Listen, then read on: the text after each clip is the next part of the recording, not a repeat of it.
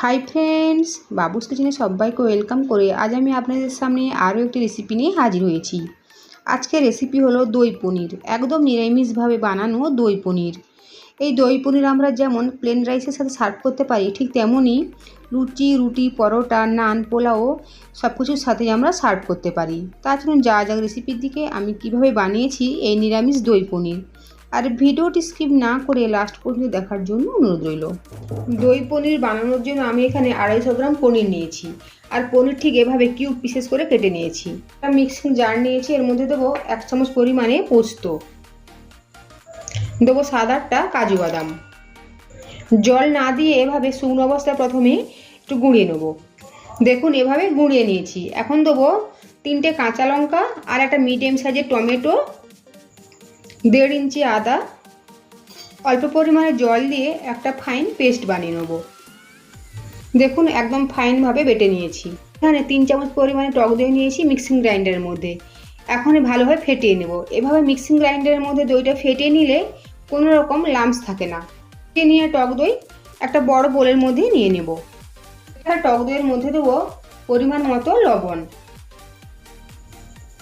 দেবো 1/2 চামচ লাল লঙ্কার গুঁড়ো, 1/2 চামচ কাশ্মীরি লাল লঙ্কার গুঁড়ো, জিরের গুঁড়ো 1/2 চামচ, ধনে গুঁড়ো 1/2 চামচ। দইয়ের সাথে এখন সমস্ত গুঁড়ো মশলা মিশিয়ে নেব। দইয়ের সাথে সমস্ত মশলা মিশিয়ে নিয়েছি। এখন যাব নেক্সট প্রসেসে। কড়াইয়ের মধ্যে রিফাইন্ড অয়েল গরম করে নিয়েছি। তেলের মধ্যে দেবো কিছুটা পরিমাণে লবণ, আর দেবো অল্প পরিমাণে হলুদের গুঁড়ো।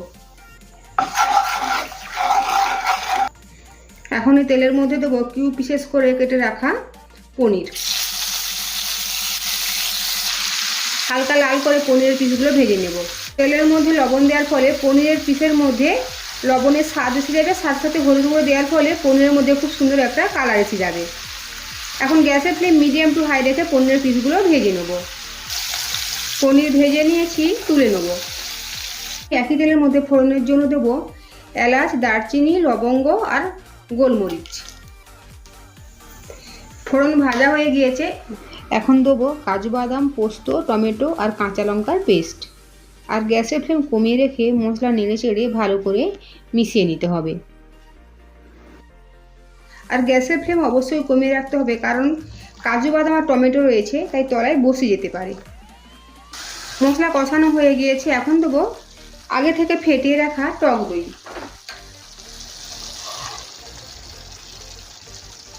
গ্যাসের ফ্লেম একদম কমানো অবস্থাতেই রয়েছে, কারণ টক দই দেওয়ার সময়ও গ্যাসের ফ্লেম একদম কমিয়ে দিতে হবে, নইলে গ্যাসের ফ্লেম অফ করে রান্নাতে টক দই দিতে হবে। আর টক দই যেন রুম টেম্পারেচারে থাকা হয়। আবারও মশলা কষিয়ে নেব।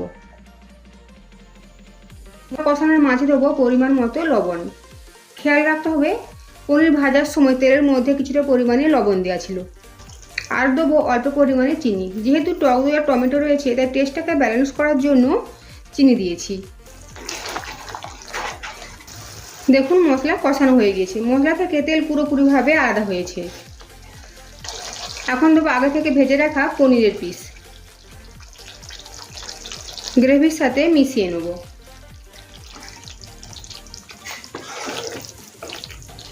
আর দেবো গরম জল। এখানে আমি 1 কাপ গরম জল দিয়েছি। একবার সমস্ত কিছু নেড়ে চেড়ে নেব।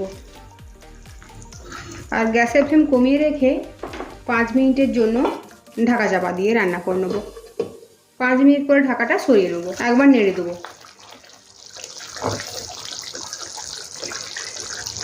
এখন দেবো রোস্টেড কসুরি মেথি, আর দেবো 2টো কাঁচা লঙ্কা। আবার সব কিছু একবার নেড়ে নেব।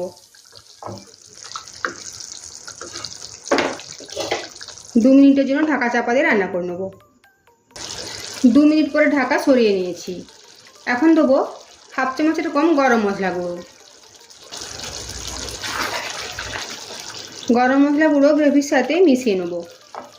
আর গ্যাসের ফ্লেম অফ করে দেবো। তৈরি হয়ে গেল দই পনির, একদম নিরামিষ দই পনির।